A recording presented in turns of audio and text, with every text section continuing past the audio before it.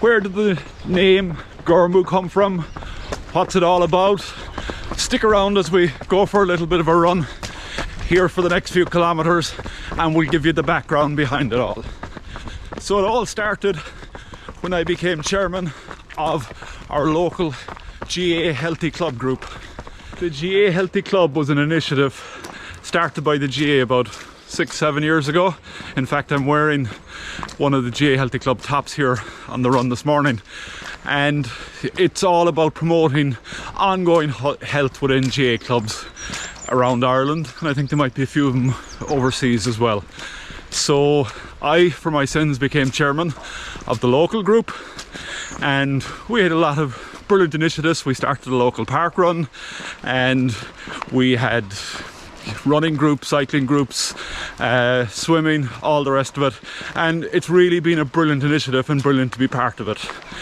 So they have a conference and they have various seminars to promote health, well-being, mental health, positive aging, etc. in the community, and I went along to one of the positive aging seminars, and Roseanne Kenny was a speaker. Professor Roseanne Kenny was a speaker at one of these that I went to a few years ago, and she spoke around TILDA's research on positive aging. TILDA is the Trinity Longitudinal research on aging in Ireland. It's an initiative, I think, that was originally funded by Chuck Feeney, and they did this multi-generational kind of study on aging where they've been following people for, I'm going to say 15 or 20 years at this stage, and basically they're going to follow them all the way till they die, and they've about 7,000 or 8,000 participants in it.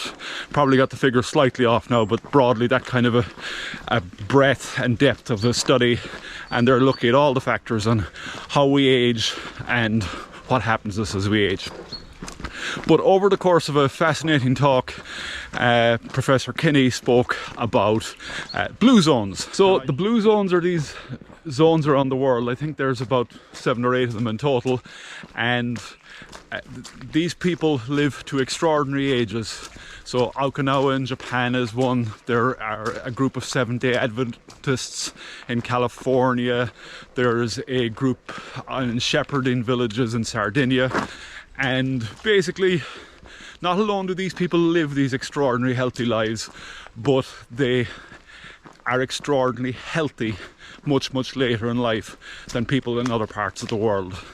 And it's a fascinating concept, and I suppose, you know, there's lessons there for all of us. So I went down the rabbit hole of trying to learn more and more about these blue zones, read Dan Buettner's book, the guy who spearheaded a lot of the research on this. And by the way, I should add that Blue Zone is a trademark of Dan Buettner's organisation.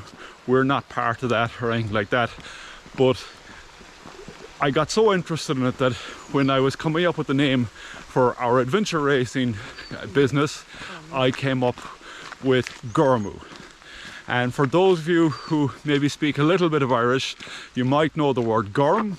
Gorm is the Irish for blue.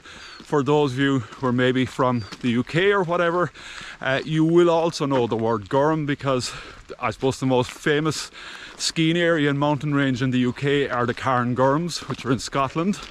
And Cairngorm literally means the blue peak. So, and an interesting aside, when I was checking this out, the Cairngorms were originally named in Scottish Gaelic as An Monad Rua, which means the Red Hills. But one of the peaks in there was the Cairngorm, and whatever guy was naming them in the 1700s, he took that peak as the name for the entire range when they were named on the English maps. So Gorm is blue. And Gormú, we've got this funny little accent, or fada as we say in Irish, at the end of it. That U, that fada over the U, changes the U sound to a double O. So it becomes double O as in boo. So it's Gormú. And all Gormú means is bluer.